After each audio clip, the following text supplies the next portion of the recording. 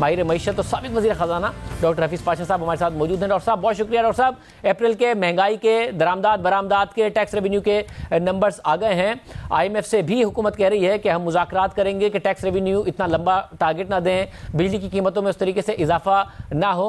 आपको लग रहा है अगर IMF मान भी जाए तो हम कहीं सस्टेनेबल ग्रोथ की तरफ जा रहे हैं या खसारों की वजह से अभी भी वहां पर मसाइल मौजूद हैं? बिस्मिल्लाहिर्रहमानिर्रहीम। देखिए, इस वक्त तीसरा अटैक का जो असर है वो बढ़ता जा रहा है और खुदा न खास्ता अगले कुछ हफ्तों में इसमें और इजाफा भी हो सकता है। तो अनकरीब आपके जो रिवाइवल की जो बात हो रही है कि तरक्की की रफ्तार जो है वो शरह नमू 5% तक पहुंच जाए, वो होने में कुछ वक्त लगेगा। सबसे अहम बात यह है कि हमारे माशी हालात में बेहतरी उस वक्त आती है जब हमारा ज़री शोबा जो है उसमें कामयाबी होती है। पिछले साल आपने देखा कि कपास की पैदावार में 34% कमी आई है और अभी जो फिगर्स आज ही आए हैं उससे लग रहा है कि जो एरिया जो क्रॉप किया गया है उसमें कुछ कमी आई है बढ़ने के बजाय। तो खतरा यह है कि आपका ज़री शोबे में आपको शायद मनफी शरह नमू देखना पड़े।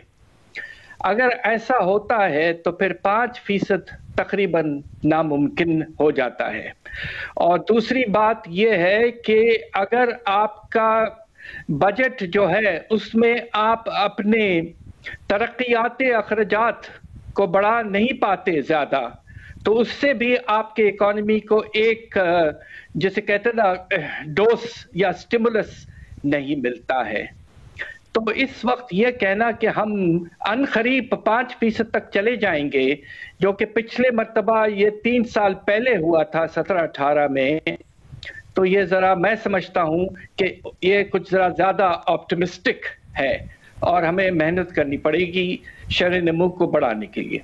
फायद साहब, आप क्योंकि फिस्कल खसारे पर मुसलसल लिखते रहे हैं और इसको बहुत खतरनाक करार देते रहे हैं, अगर IMF मान जाए कि जी बिजली की कीमत उस तरह ना बढ़ाएं जो प्रॉमिस किया था, टैक्स रेवेन्यू का टारगेट वो ना रखें जो अगले साल के लिए 5,960 अरब रुपए का प्रॉमिस किया गया था, और अगर हम थर्ड वेव जो है उससे भी इंशाल्लाह बच जाएं, तो उसके बाद भी आपको नजर आता है कि जो खसारा है इसके साथ हम सस्टेनेबल ग्रोथ की तरफ जा सकते हैं?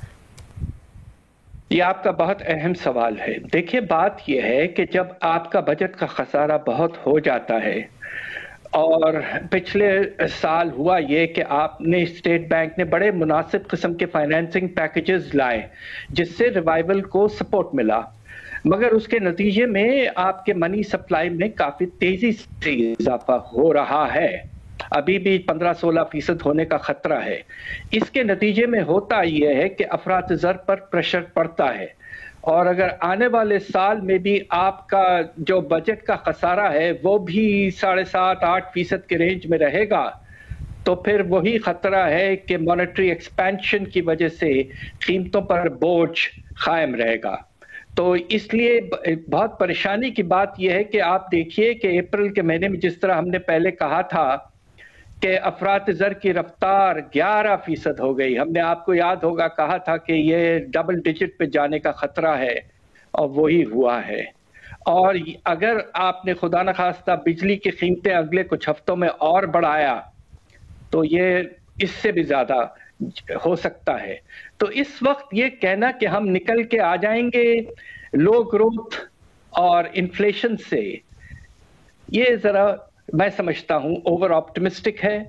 हमें कोशिश करना है, अपने ज़री शोबे को ठीक करना है, अपने रेवेन्यूज में थोड़ी सी बेहतरी लानी है, डेवलपमेंट स्पेंडिंग को कुछ बढ़ाना है। जब ये सब चीजें होंगी तो इंशाल्लाह आहिस्ता आहिस्ता 4-5% तक हम जा सकेंगे। मतलब अगर एक्सटर्नल साइड पर आपको इस वक्त इत्मीनान नजर आ रहा है, जो अप्रैल के नंबर्स आए हैं उसमें भी नजर आ रहा है कि जो रेमिटेंसेस का जब नंबर आएगा तो शायद करंट अकाउंट डेफिसिट इतना ज्यादा ना हो और हम साल का पहली दफा ऐसा हो कि सरप्लस करंट अकाउंट क्लोज करें, तो इसकी उम्मीद हमें नजर आ रही है कि एक्सटर्नल साइड पर इस वक्त एक इत्मीनान है। ये बहुत अल्लाह के फजल से बहुत अच्छी बात है कि हमारा करंट अकाउंट डेफिसिट अभी तक उसमें सरप्लस कायम है, तकरीबन $1 अरब तक पहुंचा है। मगर जो परेशान कुन बात है जिस पे लोग ज्यादा जिक्र नहीं करते कि हमारे तवाज़ुन अदायगी में दो हिस्से होते हैं, एक करंट अकाउंट है और दूसरा फाइनेंशियल अकाउंट है। फाइनेंशियल अकाउंट हमारा, उसमें जो सरप्लस है वो तकरीबन ना होने के बराबर हो गया है। पिछले साल इसी वक्त 6 अरब डॉलर तक ये पहुंचा हुआ था सरप्लस। तो जहां करंट अकाउंट में नुमाया तौर पर बेहतरी आई है, फाइनेंशियल अकाउंट में अफसोस की बात यह है कि बहुत कमी आई है। इसलिए हमारे रिजर्व्स में करंट अकाउंट के सरप्लस होने के बावजूद इतना ज्यादा इजाफा नहीं हुआ है। और पिछले कुछ 2-3 हफ्तों में इसलिए इजाफा हुआ कि 2.5 अरब डॉलर के बॉन्ड्स हमने बेचे हैं, मगर अब आने वाले हफ्तों में हमें डेट रीपेमेंट यानी कि कर्जों की वापसी का बहुत बड़ा अमाउंट वापस करना अगले 2 महीने में। तो बैलेंस ऑफ पेमेंट्स की पोजीशन अभी तक मुस्तहकम नहीं है। साहब, और जो रेवेन्यू के नंबर्स आए हैं 14% का इजाफा है 10 माह में और 4,600 अरब रुपए से ऊपर लग रहा है कि हुकूमत अचीव कर जाए। आप समझते हैं कि अगर थर्ड वेव से पाकिस्तान बच जाए तो अगले साल के लिए 5,960 हुकूमत को भी नामुमकिन लग रहा है IMF का टारगेट, मगर हम एक अच्छा रेवेन्यू टैक्सों में इजाफे के बगैर दिखा पाएंगे अगर ग्रोथ अच्छी हो जाए अगले साल? ये अफरात-ए-ज़र की रफ्तार पे मुनस्सिर है और पैदावार पे मुनस्सिर है। सबसे अहम चीज ये है कि आप ये देखिए कि जो 14% हुआ है, कुछ महीने पहले ये 6% था।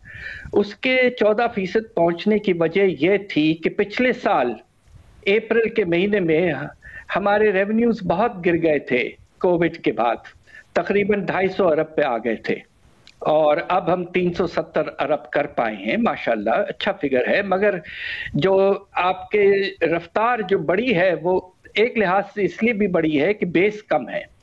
अब सवाल ये पैदा होता है कि मई और जून के महीने में चूंकि तीसरा अटैक का जो जोर है वो ज्यादा हो रहा है, तो हो सकता है कि रेवेन्यूज में इतना इजाफा ना हो। तो मैं तो बहुत खुश और हम इंशाल्लाह शुक्रिया अदा करेंगे अगर हमारे रेवेन्यू 4,600 अरब तक पहुंच जाएं। अगले साल आम तौर पे होता ये कि अगर आप नए टैक्सेस नहीं लगाते हैं और आपके शर-ए-नमू और अफरात-ए-ज़र को मिला लें तो ये तकरीबन अगर 13-14% होता है तो आपके रेवेन्यूज में 11 से 12% का इजाफा हो सकता है, जो कि आपको 5,000 तकरीबन 100-200 अरब तक ले जा सकता है। 5,500 अरब जरा मुश्किल है, उसके लिए यकीनन हमें नए टैक्सेस लगाने पड़ेंगे।